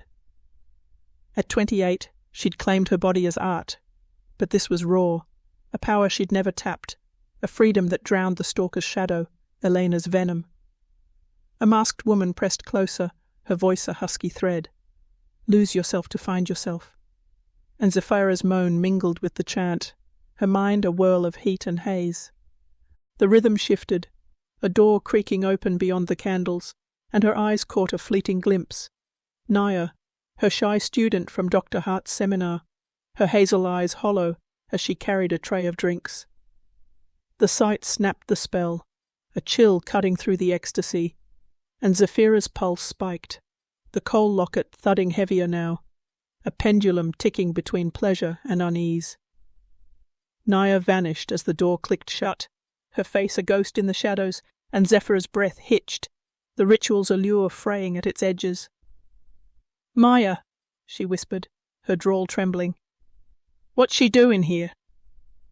Maya's hand tightened, her velvet voice soothing. "She's part of it. Don't worry." But the words rang hollow, Nia's haunted gaze a thread pulling at Zephyra's intuition. Something was off, a shadow cloaked in the decadence. The chant swelled, hands pulling her back, lips brushing her pulse, and she let them, her body swaying, but her mind sharpened, a queen tasting freedom, yet sensing a cage. At 28, she'd fought for her narrative, but this circle, its ecstasy, its secrets, held a truth she couldn't yet name. The candles flickered, the night deepening, and Zephyra stood amid the sway, her slip dress damp with sweat, the coal locket a dark star against her glow. Maya's eyes held hers, a promise of more, but Nia's face lingered, a whisper of something darker beneath the velvet curtain, a call she'd answer with more than her body. Chapter 16. The Masked Truth. The mansion's chamber pulsed with candlelight, a golden haze that danced across velvet and flesh, the air thick with musk and the low thrum of chants. Zephyra Seraphina Locke stood amid the sway, her black slip dress clinging to her curvaceous frame, her ebony skin glistening with a sheen of sweat and desire. The coal locket gleamed against her chest, its cool weight a steady pulse, but her almond-shaped eyes, dark chocolate, molten with a sharpening edge, darted through the masked figures searching. Naya's haunted face, glimpsed through that creaking door, had snapped the ritual's spell, and at 28, her throne was no longer just hers to reclaim. It was a lens to see through. She'd slipped the camera from her jacket. Liam's vintage beast smuggled past Maya's blindfold, and now it hung at her hip, a secret tethered to her resolve. Her crimson lips parted, her breath mingling with the moans as she swayed, hands brushing her arms, lips grazing her throat. Strangers' touches she let linger, her body a mask of surrender. But her mind raced, her drawl a silent vow. "I'll find you, Naya." The ritual's ecstasy had awakened her, a primal power she'd tasted, but Naya's hollow eyes pulled her deeper, a thread unravelling the velvet curtain. She caught Maya's gaze, coal-lined, glinting with hunger, and leaned close, her voice a husky thread beneath the chants. "Bathroom break," she lied, slipping free, her boots clicking on the hardwood as she wove through the crowd. A shadowed corridor beckoned, its walls draped in crimson, and she followed it, the camera's weight a comfort against her hip. The chants faded, replaced by a murmur, harsh, clipped, and she pressed against a door, its wood cool under her fingers, peering through a crack. Nia stood there, her shy frame dwarfed by a locked wing, her hazel eyes wide as she served drinks to two men, masked, their voices a growl. "Shipment set. 3 more tomorrow," one barked, and Nia flinched, her tray trembling.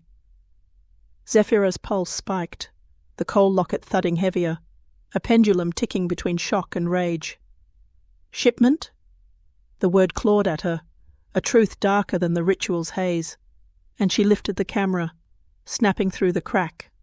Masked figures frozen mid-snarl, Nia's fear etched in shadow.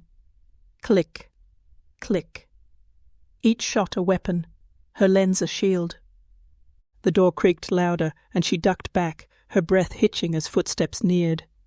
She slipped down the hall, her slip dress catching on a nail, tearing a whisper of fabric, and found Naya alone by a velvet curtain, her tray abandoned. "Nia," Zephyra whispered, her drawl urgent, and the girl spun, hazel eyes flooding with tears. "Miss Zeph, you shouldn't—" Her voice broke, and Zephyra pulled her close, her hands firm on trembling shoulders. "What's happening here?"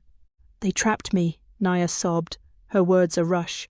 "Took my passport, said I'd work off a debt. I can't leave." Zephyra's chest tightened, the coal locket a cold burn, and her mind spun. Trafficking, a ring cloaked in the society's decadence, a betrayal deeper than Elena's prince. "Get me out," Naya pleaded, clutching her hand, her fear piercing Zephyra's haze of arousal, and she nodded, her voice a growl. "I will, darling. I swear it." Footsteps echoed, heavy, deliberate, and Zephyra pushed Nia back, her drawl sharp. "Hide. Now." Naya vanished behind the curtain, and Zephyra turned, camera tucked under her jacket, her poise a mask as a man loomed, tall, cold-eyed, his mask gone, his voice a snarl. "Lost, are we?" She tilted her chin, crimson lips curving. "Just exploring," she purred, her sensuality a shield, and he stepped back, unconvinced but distracted. She slipped past, her boots silent, the photos a weight in her mind, evidence, a fight she'd wage. The chamber's heat swallowed her again, Maya's arms pulling her close, her velvet voice soothing. "Where'd you go?" Zephyra smiled, her drawl steady. "Needed air." But her eyes burned, Nia's truth afire beneath the ecstasy, and at 28 her narrative shifted, a queen not just of sensuality, but of justice, her lens a sword against the masked shadows. Chapter 17. The seduction of power. The mansion's private chamber dripped with velvet and secrets, its walls cloaked in crimson drapes that swallowed the candlelight, casting a glow both intimate and ominous. Zephyra Seraphina Locke slipped inside, her black slip dress a whisper against her curvaceous frame, her ebony skin shimmering with intent, her curly waves tumbling free. The coal locket gleamed against her chest, its cool weight a steady pulse, but her almond-shaped eyes, dark chocolate, molten with resolve, burned with a mission. Nia's plea, "Get me out," and the photos of masked men pulsed in her mind, and at 28, her throne was a weapon she'd wield, her sensuality a blade to cut through the shadows. Victor loomed by a low table, a predator in a tailored suit, tall, broad, his cold blue eyes glinting like ice beneath a sweep of dark hair, his smile a slash of control. She'd heard his voice through that door. Shipment set. And now he was her target, the key to the ring's lock. Her boots clicked on the hardwood as she approached, her drawl a sultry purr. "Thought I'd find you here," she said, her crimson lips curving, and his gaze raked her, hungry yet calculating. "You're bold," he replied, his voice a snarl softened by curiosity, and she stepped closer, her body arched against his, a chess move cloaked in desire. The air thickened, charged with heat and danger, as she pressed her hips to his, her hands sliding up his chest, fingers brushing the keys dangling from his belt. "Bold's my game," she murmured, her breath warm against his jaw, and his grip tightened on her waist, pulling her flush. Their lips met, a kiss fierce and unyielding, her tongue tracing his, a dance of power she controlled. Her skin prickled under his touch, lust a mask for rage, and she deepened it, her body swaying, her fingers slipping the keys free as his hands roamed her back, rough and possessive. The coal locket thudded, a cold burn against their heat, and she pulled back, her drawl a tease. "Got a private spot?" He led her to his office, a sterile cave of steel and files, and she slipped inside, the keys hidden in her palm, her pulse roaring. "Wait here," he said, stepping out, and she moved fast, rifling drawers, her camera snapping, click, click. Documents of names, dates, Nia scrawled in ink. Her chest tightened, the coal locket heavier now, a pendulum ticking between triumph and dread. Evidence, raw and damning, stared back. Passports, debts, a trafficking web spun tight. And she tucked the photos into her dress, her breath hitching as his footsteps returned. Victor re-entered, his cold eyes narrowing, and she spun, her sensuality a shield as she leaned against the desk, crimson lips parted. "Miss me?" she purred, and he gripped her wrist, his murmur a threat. "You're a rare one." She twisted free, her drawl steady. "You've no idea," she said, stepping past, her body brushing his. A final play to keep him off balance. His gaze bore into her, unconvinced but distracted, and she slipped out, the keys back on his belt, the photos a weight against her skin. The chamber's heat swallowed her again, Maya's voice calling, "Zeph?" But she waved her off, her mind a storm of files and Nia's face. Her slip dress clung, damp with sweat and secrets, and at 28, her narrative twisted, empowerment clashing with exploitation, her ethical lines blurring as she wielded her body for justice. Victor's touch lingered, a shiver she couldn't shake, and she clutched the coal locket, its promise a shield bending under the weight of what she'd seen. A file had flickered. E.W. Eleanor Whitaker? A thread she'd pull later, but now, Nia's freedom burned brighter, a fight she'd wage with every frame. The candles flickered, the chants a distant hum, and Zephyra stood alone, her breath steadying, her lens a sword sharpened by seduction, her throne a battlefield she'd conquer or bleed on. Chapter 18. The Sister's Shadow. The safe house crouched in Atlanta's underbelly, A cramped apartment buzzing with tension, its peeling walls and flickering bulb a stark contrast to the mansion's velvet haze. Zephyra Seraphina Locke paced the hardwood, her black slip dress swapped for jeans and a tank, her ebony skin taut with resolve, her curly waves pulled back. The coal locket gleamed against her chest, its cool weight a steady pulse, but her almond-shaped eyes, dark chocolate, molten with purpose, flickered with the photos tucked in her jacket. Nia's name, Victor's files, a trafficking web she'd unravel. At 28, her throne was a battlefield, and now Diana stood with her, a sister reclaimed from judgment's ashes.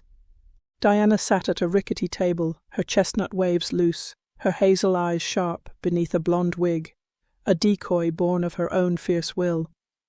She'd arrived after Zephyra's call. "I need you, Di." Her prim past shed like a skin, her sweater swapped for a leather vest that echoed Zephyra's edge. "I'm in," she'd said, her voice a thread turned steel, and now she clutched Zephyra's camera, her fingers steady as she reviewed shots from the mansion.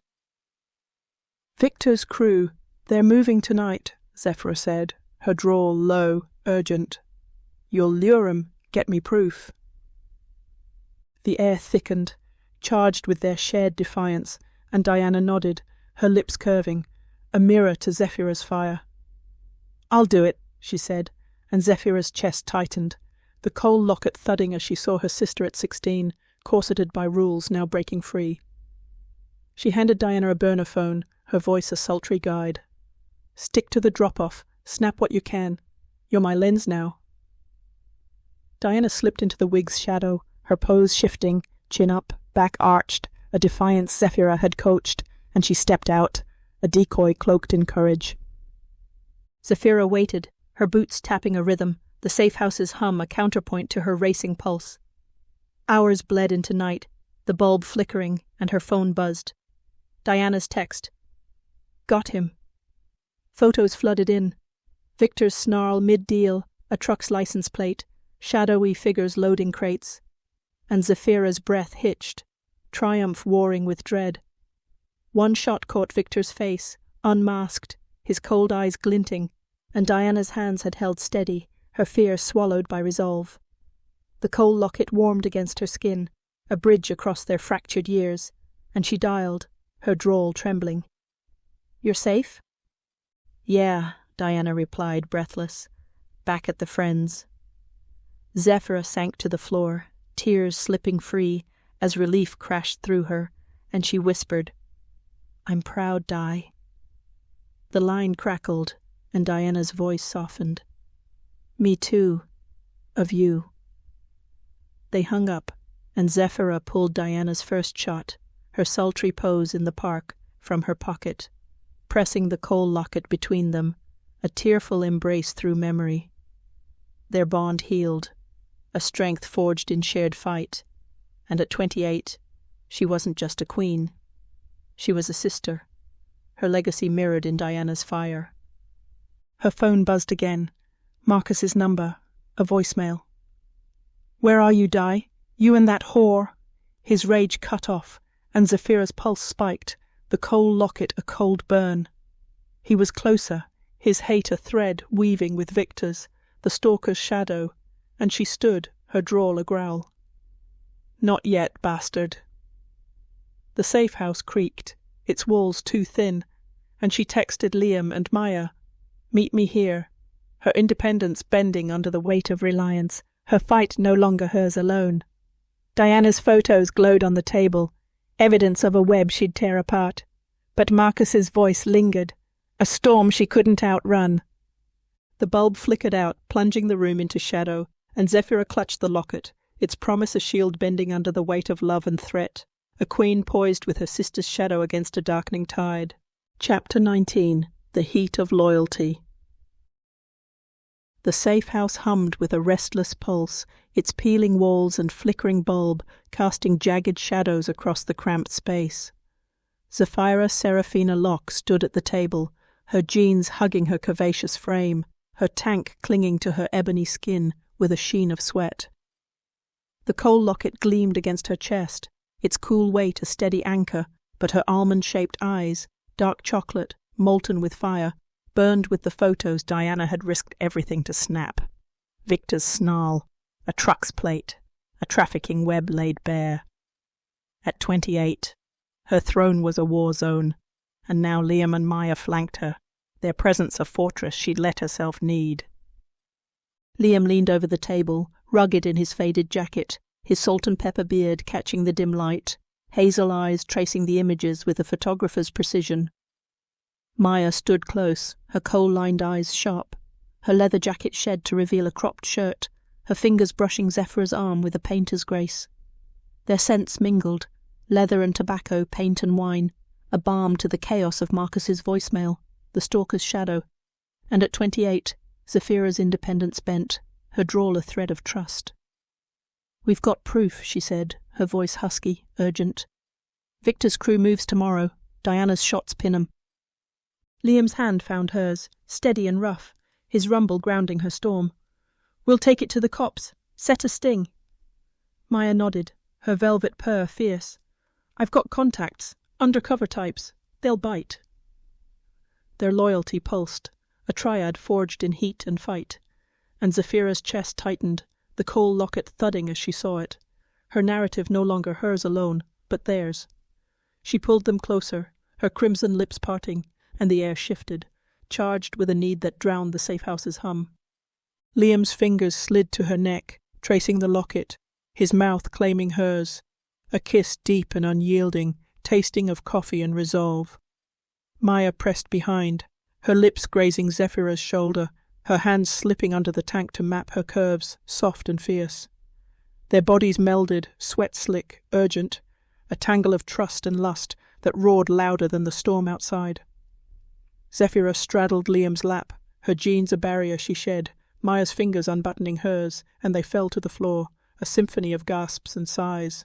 The coal locket swung free, cool against their heat, and her bisexuality flared, a truth she owned, her body theirs, her heart theirs, a love that sealed their pact. Thunder rumbled, masking her moan as Liam's hands gripped her hips. Maya's lips found her pulse, their rhythm a dance of three, raw, tender, a vow etched in flesh. She clutched them, her drawl fracturing. "I choose us," and they stilled, breathless, their hands entwining over the locket, a silent promise against the tide. Her mind flashed. Victor's files, Nia's plea. But here, in their heat, she was whole, her vulnerability a strength, not a wound. "Tomorrow," Liam murmured, his voice a rumble. "We end this." Maya nodded, her gaze fierce. "For Naya, for you." The bulb flickered, casting their shadows long, and Zephyra rose, jeans reclaimed, the photos glowing on the table, evidence of a fight they'd waged together. Her phone buzzed. Dr. Hart's text. Studies gaining traction. A flicker of her old world, but Marcus's voicemail lingered, a snarl she couldn't silence. She clutched the coal locket, its weight heavier now, a pendulum ticking between love and war, and at 28, her narrative was theirs, a queen not just of sensuality, but of loyalty, her lens sharpened by their fire. The safe house creaked, the night deepening, and Zephyra stood between them, her breath steadying, their heat a shield against the storm creeping closer, a fight they'd face as one. Chapter 20. The Frame of Doubt. The mansion's hidden lounge simmered beneath a canopy of velvet and shadow, its air thick with the musk of wine and the flicker of sconces that cast a golden haze. Zephyra Seraphina Locke slipped inside, her jeans traded for a crimson slip dress that clung to her curvaceous frame, her ebony skin glowing with a sheen of intent, her curly waves tumbling free. The coal locket gleamed against her chest, its cool weight a steady pulse, but her almond-shaped eyes, dark chocolate, molten with unease, darted through the masked figures, seeking Elena Whittaker. At 28, her throne was a battlefield, and Nia's freedom, Diana's shots, and the sting's weight pressed her forward, a queen teetering on doubt's edge. She'd come alone, leaving Liam and Maya to finalize the sting, contacts called, photos sent, needing answers only Elena could give.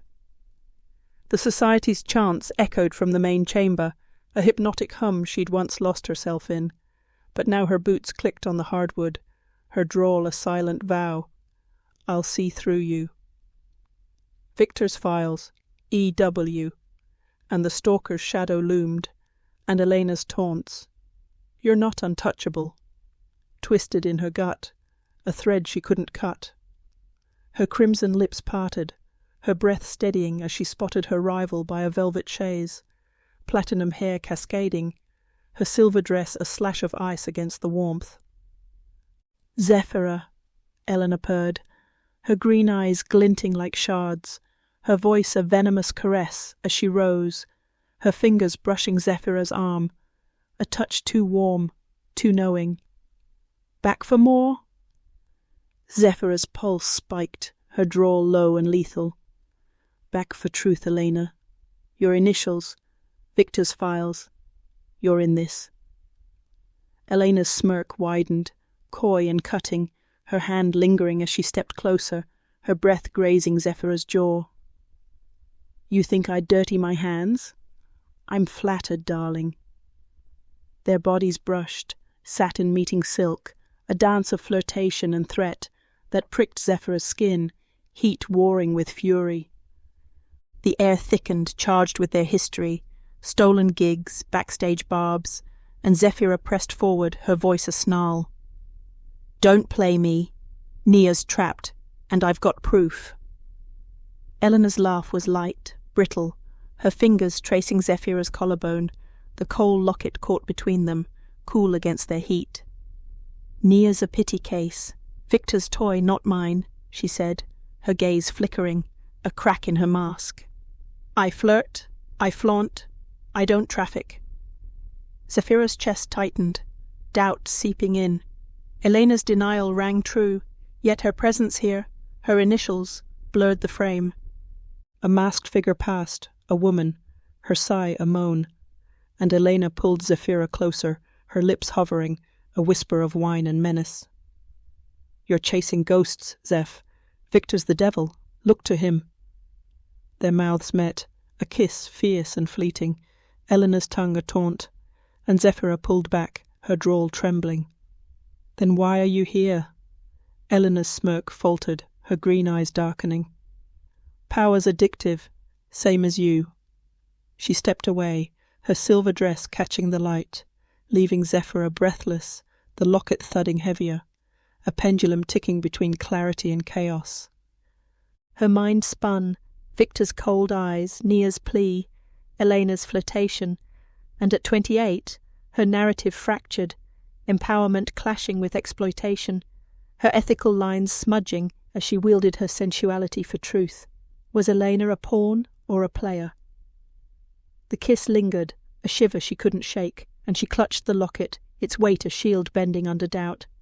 Liam's plan, Maya's contacts, Diana's shots, they waited, a sting poised on her choice, but Elena's words gnawed. Victor's the devil, a thread she'd pull, a frame she'd reframe. The lounger's heat pressed in, the chants a distant hum, and Zephyra stood alone, her slip dress damp with sweat, her breath steadying. Her lens was clouded, her throne a battlefield of masks, but Nia's freedom burned brighter, a fight she'd wage with or without Elena's truth, a queen torn but unbroken. Chapter 21, The Sting of Shadows. The warehouse squatted on Atlanta's edge, a hulking shell of rust and gloom, its windows shattered like broken teeth against the midnight sky. Zephyra Seraphina Locke crouched behind a stack of crates, her jeans taut against her curvaceous frame, her leather jacket, Liam's, open over a tank, her ebony skin prickling with adrenaline. The coal locket gleamed against her chest, its cool weight a steady pulse, but her almond-shaped eyes, dark chocolate, molten with resolve, tracked the shadows, her camera poised. At 28, her throne was a battlefield, and tonight, with Diana's photos, Liam's plan, and Maya's contacts, she'd tear the trafficking web apart.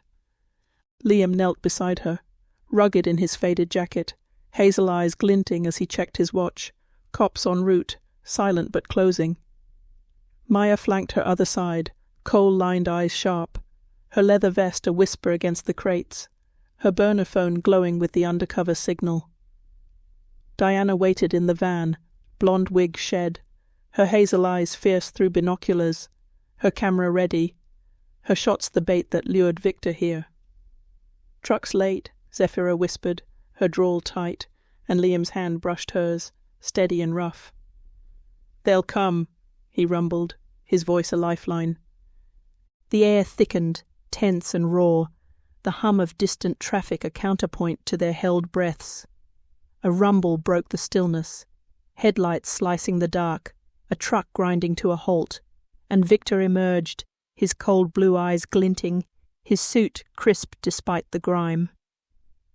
Masked men followed, unloading crates, and Nia stumbled out, her hazel eyes hollow, wrists bound. Zephyra's pulse spiked, the coal locket thudding heavier, a pendulum ticking between rage and relief, and she snapped, click, click, each frame a nail in Victor's coffin. Maya's signal flashed. Now. And the night erupted. Sirens wailed, lights flared, cops swarmed from the shadows, their shouts a chaos that swallowed Victor's snarl. "Move!" Liam growled, pulling Zephyra up, and they ran, her boots pounding gravel, Maya's leather a blur beside her. Victor spun, his hand diving for a gun, but Zephyra lunged, her camera swinging, a crack against his wrist, and he roared, the weapon skittering free.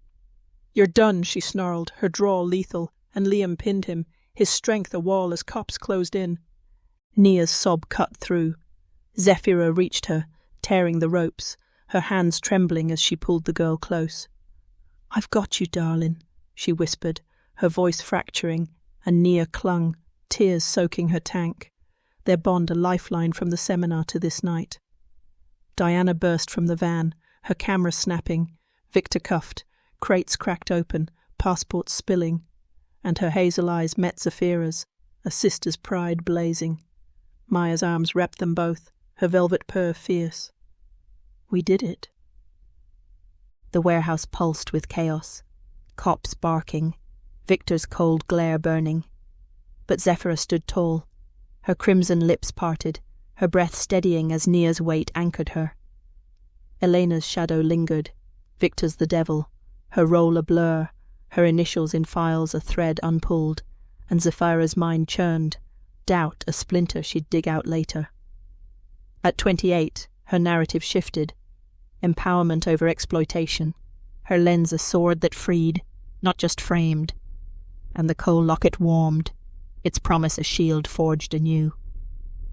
Headlights flared as the truck was seized, Victor's snarl fading under cuffs, and Zephyra turned to Liam, his hazel eyes soft, then Maya, her gaze fierce, and Diana, her smile a mirror.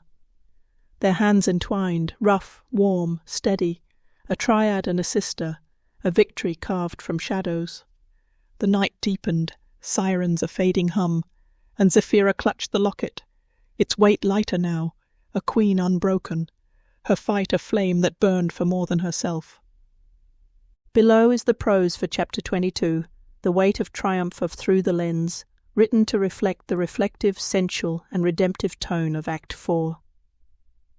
This chapter captures Zephyra's introspection after the sting, deepens her bonds with Liam, Maya, and Diana, and sets the stage for the stalker's final escalation, blending emotional healing with lingering suspense. Chapter 22, The Weight of Triumph. Dawn bled over Atlanta, a soft wash of pink and gold spilling through the loft's windows, bathing the hardwood in a glow that softened its scars. Zephyra Seraphina Locke stood by the chaise, her tank and jeans shed for a silk robe that slipped off one shoulder, her ebony skin catching the light, her curly waves tumbling free. The coal locket rested against her chest, its cool weight a steady pulse, lighter now, forged anew by Nia's freedom, Victor's fall, the sting's triumph. Her almond-shaped eyes, dark chocolate, molten with reflection, traced the room, her sanctuary reclaimed, and at 28 her throne stood firm, A battlefield won, but not without cost. Liam sprawled on the couch, rugged in his faded jacket, hazel eyes soft as he sipped coffee, his salt and pepper beard glinting in the dawn. Maya leaned against the counter, coal-lined eyes warm, her cropped shirt bearing a sliver of skin, her leather jacket draped nearby. Diana sat cross-legged on the floor, her chestnut waves loose, her hazel eyes bright as she thumbed through yesterday's shots. Victor cuffed, Nia's tearful grin. Their voices wove a quiet hum, Liam's rumble, Maya's velvet purr, Diana's thread of awe, and Zephyra's chest tightened, her drawl a whisper of gratitude. "Y'all saved me!" Liam's hand found hers, steady and rough, pulling her to his lap. "We saved each other," he said, his lips brushing her temple, a kiss tender with the weight of their fight. Maya slipped behind, her fingers tracing Zephyra's spine, her breath warm against her neck. "You're our fire," she murmured, and their closeness pulsed, a triad forged in heat, loyalty etched in every touch. Diana glanced up, her smile a mirror to Zephyra's at 16, and rose, hugging her tight, the coal locket pressed between them. "You're my hero, Zeph," she said, her voice a thread turned steel, and tears pricked Zephyra's eyes, their bond a bridge rebuilt. The air softened, charged with their shared victory, and Zephyra let the robe slip further, her body a canvas they'd painted with trust. Liam's hand steadying her hips, Maya's lips grazing her shoulder, Diana's embrace a sister's anchor. Her crimson lips parted, her breath steadying as she traced the locket, its coal a spark of her past. Atlanta roots. Good girls don't. Now a flame of her present, a narrative of empowerment she'd redefined.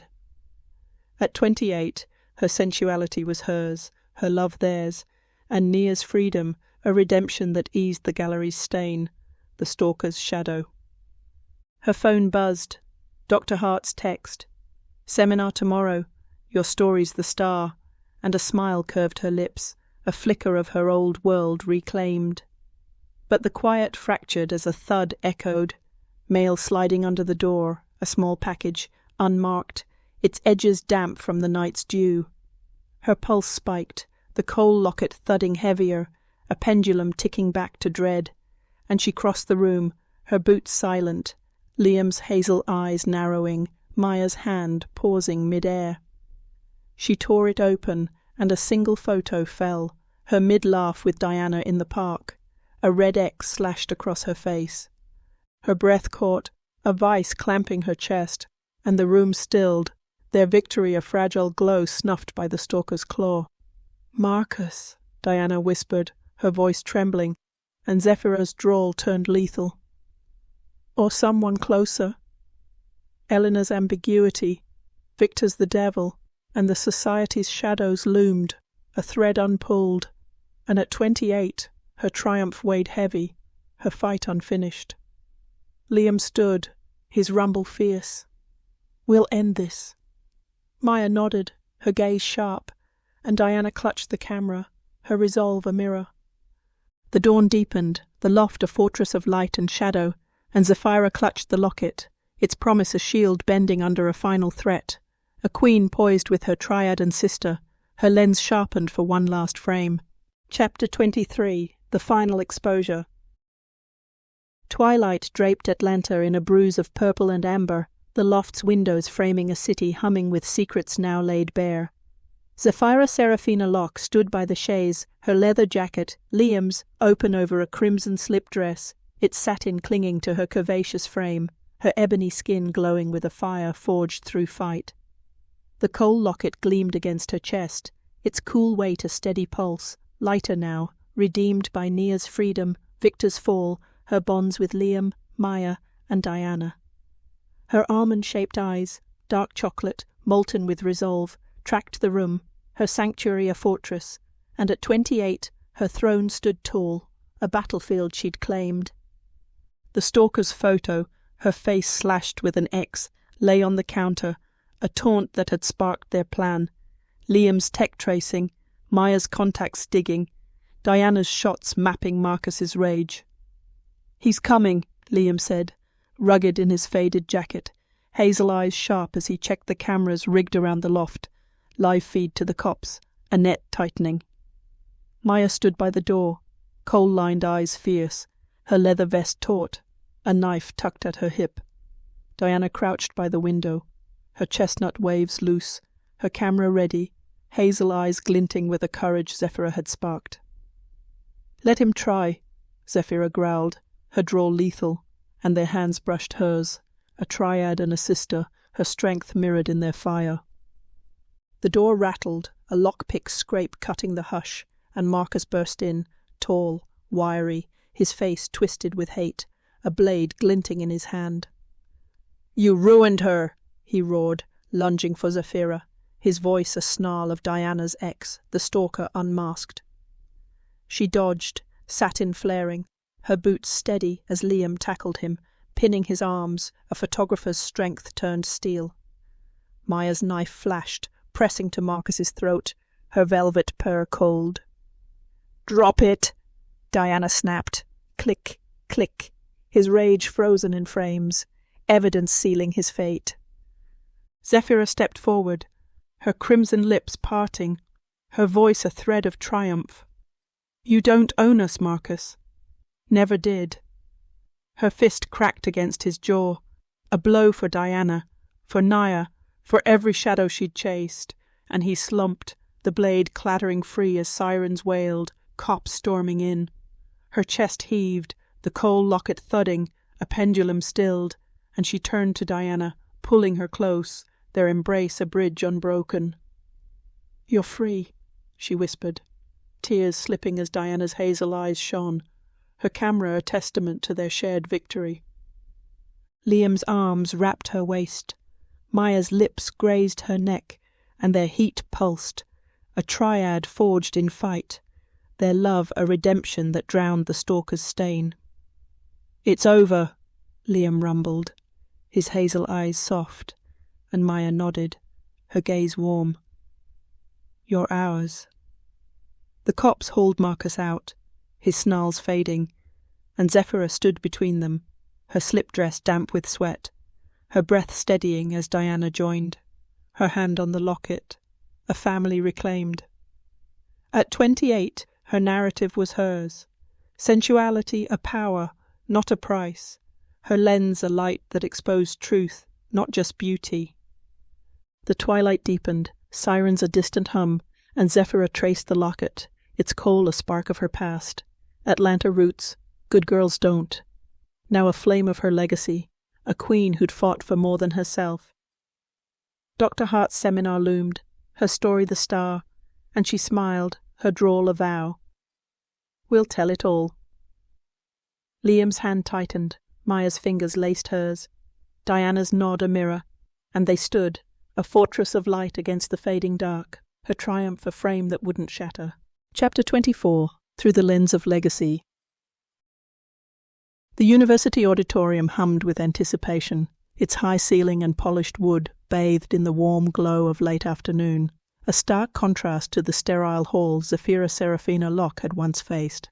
She stood at the podium, her crimson dress hugging her curvaceous frame, its satin a whisper against her ebony skin, her curly waves cascading free.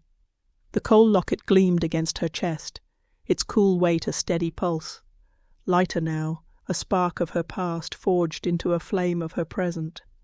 Her almond-shaped eyes, dark chocolate, molten with pride, swept the crowd, and at 28 her throne was a platform, her battlefield a legacy she'd claimed.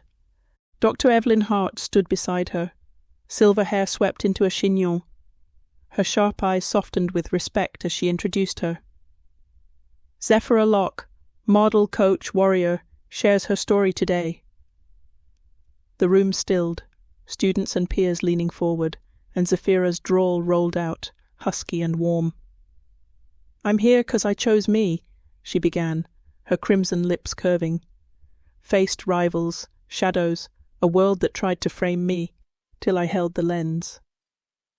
Her voice trembled, then steadied, a sermon of defiance and redemption, and the crowd listened, rapt, her journey a mirror to their own. Liam sat in the front row, rugged in his faded jacket, hazel eyes glinting with a photographer's pride, his steady hand resting on Maya's. She flanked him, coal-lined eyes warm, her cropped shirt bearing a sliver of skin, her leather jacket draped over the seat, a painter's grace turned fierce loyalty. Diana perched beside them, chestnut waves loose, her hazel eyes bright as she clutched her camera, its lens a testament to their shared fight. Their presence pulsed, a triad and a sister, a love that had anchored her through Victor's fall, Marcus's rage, Naya's rescue, and Zephyra's chest tightened, her smile a gift to them. She spoke of the loft's crimson haze, Sasha's taunts, Eleanor's ambiguity, threads of a past that shaped her. "I danced, I posed, I loved," she said, her drawl sultry. "But I learned, power's not just in the frame, it's in breaking it." The coal locket thudded, a rhythm to her words, and she flashed to Diana's shots, Liam's lens, Maya's touch, each a spark that lit her path.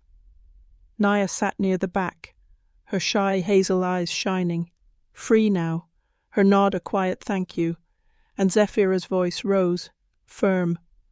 "We're more than muses. We're makers." The crowd erupted, applause a wave that drowned the old whispers. Just a product. And Dr. Hart's hand brushed her arm, her voice a challenge met. "You've redefined it, Zephyra."